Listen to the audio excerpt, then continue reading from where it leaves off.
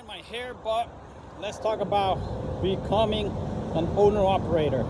I know there's a lot of people out there that are wondering, if it's even worth it becoming an owner-operator at this time and age, where, diesel prices are high, the loads are not paying that great like they used to, and then you have a lot of videos of other people, including owner-operators, that are out there saying that it's not worth it anymore, that it's not what it used to be, and a lot of negative things. I'm going to talk from my experience, and not everybody's experience is going to be the same, but like I said, this is from my experience and my opinion in the matter. So yes, it's true, things are not the same like they used to. I mean, I've been trucking for the past 15 years, so I've been enough in the game to kind of know a thing or two. So yes, it's not the same like it used to, but I feel that the people that say that it's not worth it anymore to become an owner operator are those that are getting a brand new truck, or that they have a payment on a truck. So if you got a payment on a truck and you're averaging like 5,000 gross per week, and your truck payment is like 1,000 or more, and then you got fuel and other expenses, of course, you're not going to be making that much money, because you might as well just stay as a driver and be better off, because you got to take in consideration that it's not just the truck payment.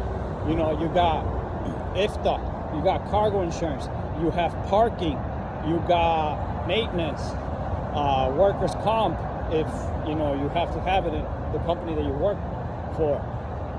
So there's a lot of factors that are going to contribute to that. So in my experience, let's say if you want to become the owner operator and be a little bit smart, I know a lot of people are going to be against this, but like I said, this has worked for me. Go ahead and save up some money. This is after you've been in the trucking for at least 6 months to a year, or even longer, that you already know what's, how to drive, how to back up, and you've been around enough to drive the truck. You don't want to go fresh out of school and go and get yourself into buying a truck, and then you don't know what the hell you're doing. So let's say you already got the experience, you save up at least 15 to 20,000, and you go ahead and buy yourself a decent running truck. 2015, 2016, you dump, let's say 15,000 into a good running truck. There's always going to be little things that you're going to put money into the truck, maybe tires, maybe fix up a little bit. Once you have that truck paid off, everything that you're going to make, it's going to be for you. So that's my advice. So after expenses, what I'm making, it could be anywhere from like 3,500 to 4,000 a week. That's after expenses. But like I said, everybody's check is going to be different. You're going to have some people that say they make more, some people are going to make less.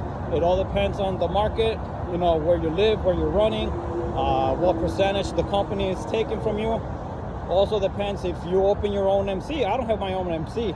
So I'm leased under another company that I'm paying basically 20%. So out of that 20%, I still, make decent amount.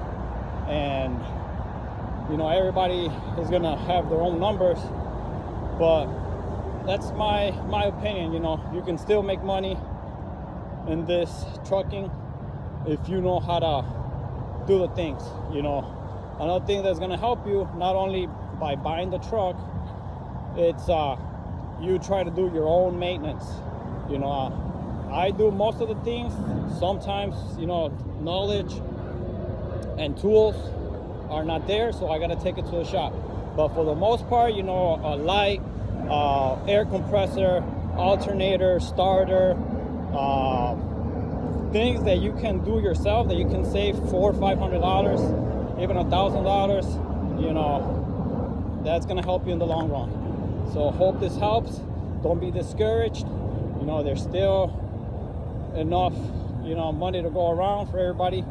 And just, if you want to do it, just do it, man. Don't let other people discourage you.